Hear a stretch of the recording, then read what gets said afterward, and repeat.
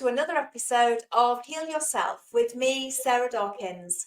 We're the podcast that shares real people sharing their own real healing.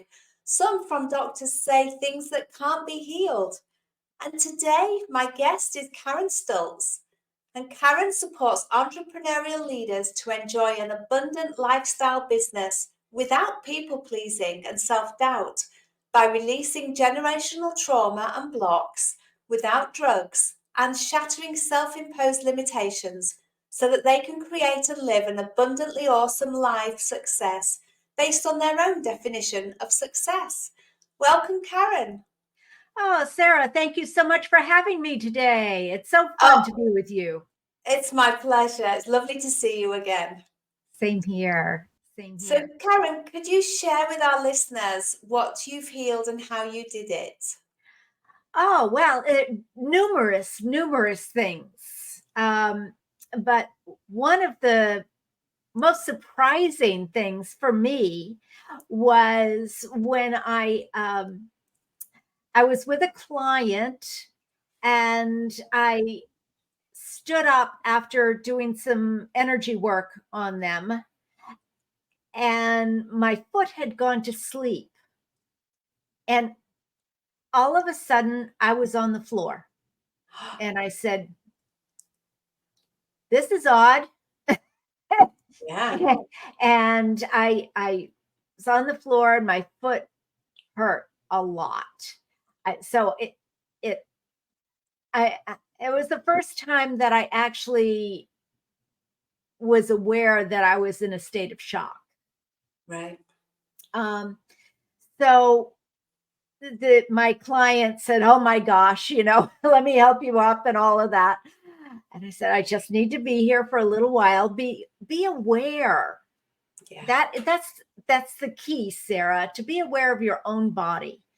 And it is. And can I just interject there as well? Because we try and help people, and the first thing we want to do is pick them up off the floor. And actually, we need to let them stay there for a moment and just come back into themselves.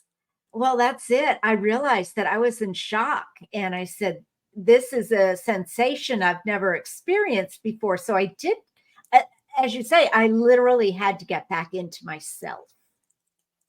And that was very clear. So eventually I got up and I hobbled over to her kitchen table and had a nice cup of tea. And I kept thinking, it's winter. Her driveway is sheer ice. I had to park at the end of her driveway because I couldn't get my car in because it was all sheer ice. How am I going to get to the car? And I thought, dang, and she was very sweet. She didn't have a home phone. So I just thought, she said, somehow you have a cell phone. Can you call an ambulance? Do you need an ambulance or something? And I said, no, we don't know what the situation is yet. And as long as I can stand up, so all these things are going through my head, but being aware that for me, panic is the worst thing that one can do until we get the information that we need to have to make a good decision. And that is, I try and live by that. And it served me very well in my healings of myself and for others as well. Sympathy from others is not helpful. It is a case of, how can I feel better? And how can I help you feel better? Yeah. But it isn't, oh, I'm so sorry. Yeah, an apology is nice, but don't go overboard. Anyway, so we're sitting there at the kitchen table and I'm white as a ghost, she said. And she had her kids trying to give me food. And of course, I'm still in a state of shock, so I can't eat. And my foot is throbbing and I'm thinking, How am I going to get out to the car? So I asked for divine help. And I am a firm believer that if it's meant to be, it's meant to be. Yeah. And so I said, before I can do anything, I need to get to my car so I can reevaluate the situation. And yeah, the divine came in and helped me. I got to the car very carefully. My client, bless her, she couldn't watch, and I'm glad. I'm sure her kids were peeking out the window to make sure I wasn't on the floor, on the ground somewhere, but I made it to the car. And I got in and I called my husband. The first time I've ever done anything like that. I called my husband, and I lived about 10, 12 miles away from where I was with my client. And I said, look, I have done something to my foot. I am in a very strange feeling. I don't know if I'm going to make it home. So if I'm not home in a half an hour, would you consider coming looking for me? And this is the road I'm taking. And this is where I am now. And of course, he was very concerned. Yeah. I did get home. I drove home, and he was right there on the doorstep waiting for me, helped me into the house. I took off my boot and looked at my foot and my ankle, and it didn't look good. It looked pretty bad, as a matter of fact. So my husband said, well, do you think it would be a good idea to go to the hospital? And I said, yes. And he said, oh, thank God, because he's used to me healing myself. So he said, yeah, I don't think I can heal this. Bottom line, we go to the ER. They said, oh, yeah, you've shattered your ankle, you've broken your foot, and it looks bad. We're not going to do surgery. We'll just put a boot on. And I said, okay, that's fine. And after about 6 hours, I get back home with my little boot. And as soon as I walked out, I thought, well, I'm still in shock, so I'm not sure what I thought at that point. But in any case, I was going to see the orthopedist the next day.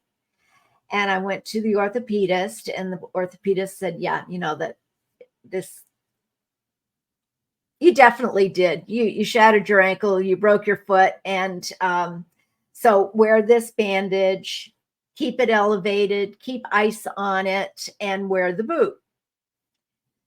So I walked out of the orthopedist, and I just walked to my car, and I thought, dang, my hip hurts.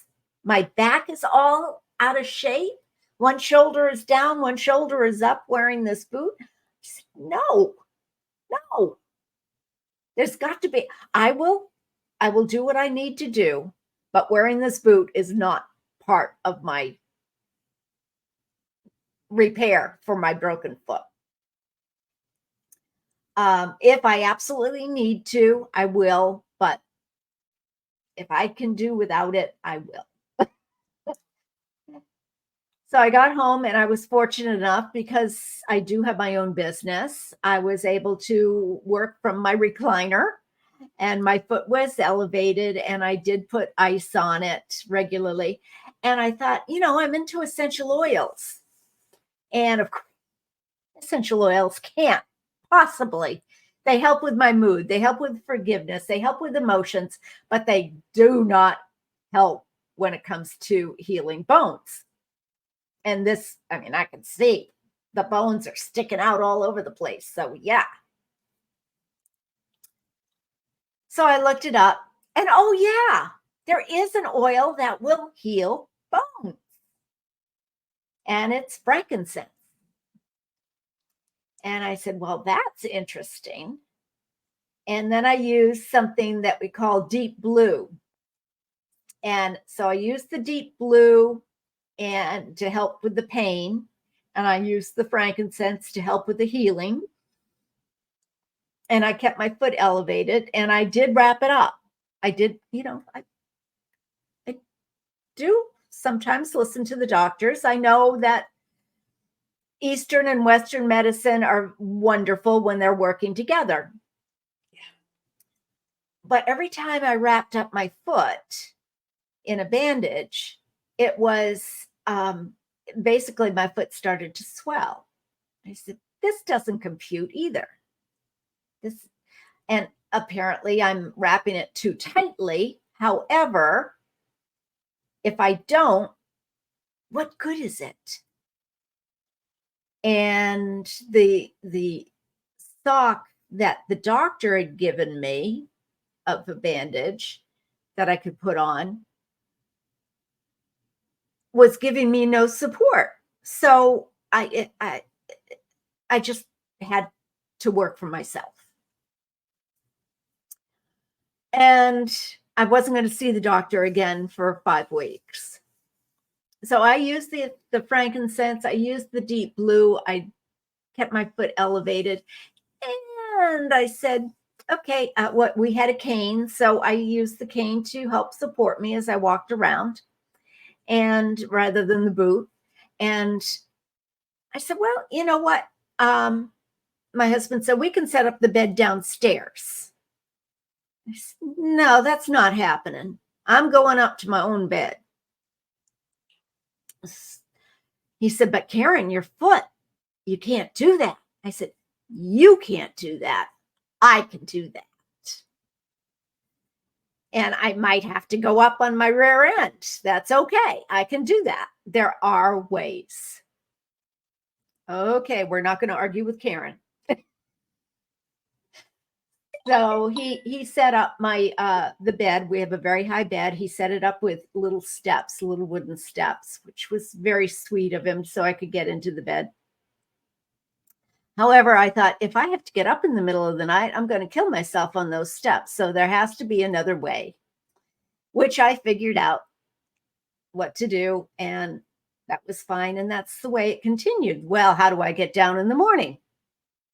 Very carefully.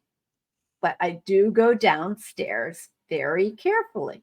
And this continued. And after 5 weeks, I went back to the doctor, and she said, oh, I see. Oh, and they took x-rays the second time.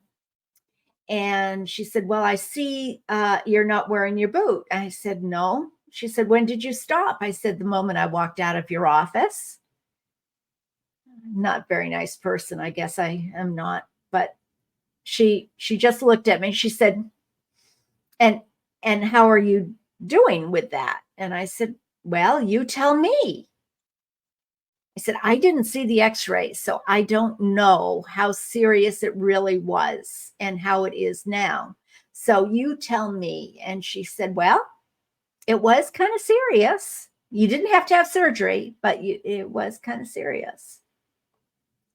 And she said, now, can you flex your foot? I said, sure. And can you twist your foot? Yeah. And can you go up and down stairs? I said, yeah. I do it all very carefully. And it doesn't, I notice that there's something there, but it isn't hurting.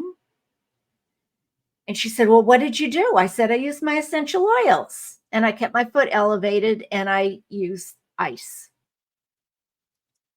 Essential oils? Yeah, they work. And she said, okay. And then she really started pushing and twisting and everything. And I said, well, it's a little noticeable, but it isn't bad. And I said, let me ask you something. If I had worn the boot as directed and the bandage as directed, would my foot have been better at this point than it is right now? She said, no. She said, well, you seem to be able to do it all, so I guess I'm not going to order any PT or anything. And you know where we are if you need us. How fabulous.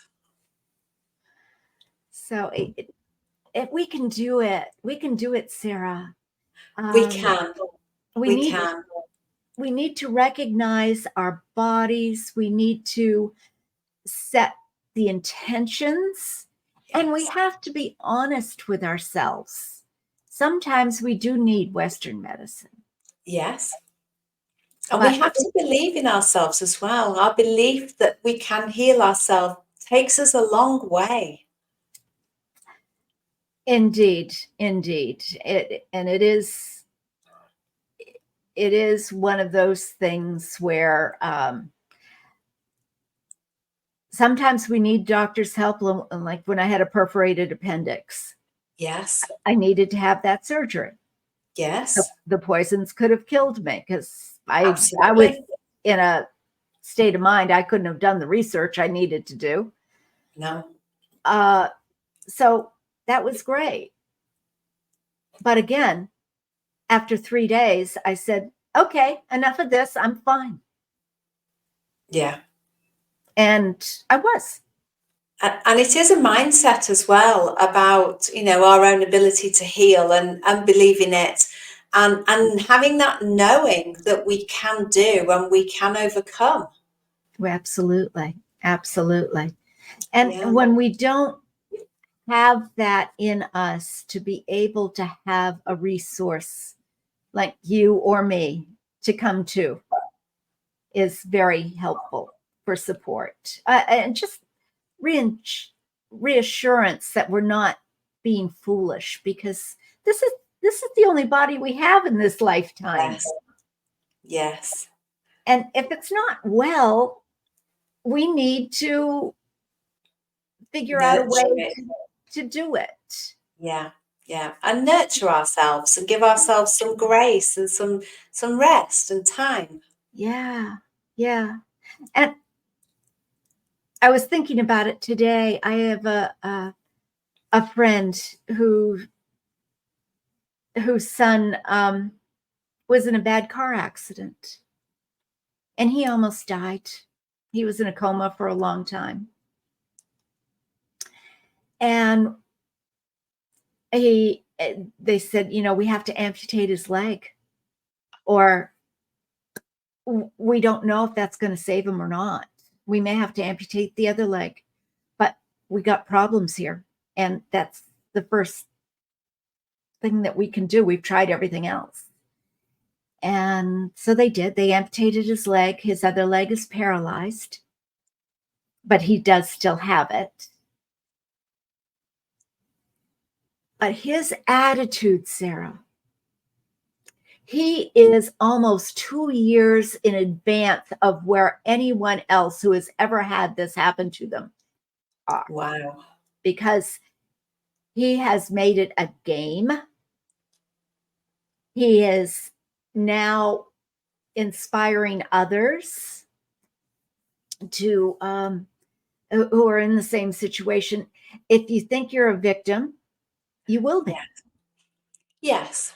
Yes. And just to add there, because when I suffered with depression, I was a victim, and I made myself a victim, and I sat in that victim mentality for quite a while because I didn't know any different. Yeah. But once, and I think we have to do it for a certain amount of time anyway to feel those feelings and acknowledge what's going on. But then I think we can look at our mindset and our beliefs and what's really going on around us and empower ourselves to step out of that victim mentality, and look for the blessings in whatever it is that's happened. Because out of that depression, I turned my life around, changed my life path, and here I am today, but I wouldn't, had I not gone through that depression, which was awful, I wouldn't be where I am today. So sometimes I do believe things happen to us for a reason and turn out to be a blessing. Well, like you say, you have to look for it sometimes. Yes.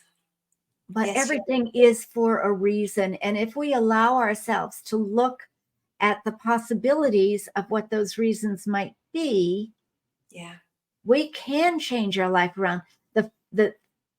The biggest thing for me is when somebody said, you know, we're in victimhood. And I said, well, I'm not.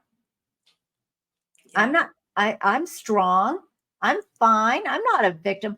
I'm not going to let anybody get to me, boy. I'm yeah, not a victim. And when I finally accepted the fact that I was staying safe by yeah, being a victim, yeah. that's when my life turned around. Yeah, because often we can't see it. No. And that's why when we sit with it, it becomes more apparent. We become more conscious of it. But it Yeah. is a process, isn't it? And we have to sit with it. We have to acknowledge it. Yeah. You can't just flip a negative into a positive and move on as though nothing's happened. You have to sit and feel it. You absolutely. The old adage, just let it go. That doesn't work. No, That doesn't no. work. You do have to be aware. You have to be allow your system, allow your body. Because when we get sick, our body is trying to tell us something. Yes. That broken foot and shattered ankle was telling me that I was not moving forward. I was putting up roadblocks. Right. And when I finally accepted that possibility and started looking, I saw I was. Yeah. And I said, okay. And now I do feel little twinges, I have to say, periodically. And that's fine. It's just reminding me, Karen, Yeah. Here's a little message. we're not moving forward the way we need to. Yeah. Yeah. Oh, thank you so much, Karen. Can you share one tip with our listeners today that they can do or work on or be to help themselves in their own healing journey? Just be aware and be gentle with yourself. Honor, just talk to your body and ask, what are you trying to tell me? Please, I need to see clearly, what are you trying to tell me? And I will, and you'll get a message. Now it's your choice whether you follow that message or not. But be aware and allow those messages to come in so that you can heal your own body. You have to be willing. Yes. Thank you. And where can people find you, Karen? Oh, well, I would love to have you come to my website at karenstultz.com. And if you would like to just have a 30-minute chat and see if I can help you in any way, or just to have a conversation like Sarah and I met with just a conversation, it's karenstultz.com/let's talk. All one word, let's talk. Wonderful. Thank you so much for being a guest on Heal Yourself with Sarah Dawkins. Thank you so much, Sarah. It's always a pleasure to be with you. I really appreciate it.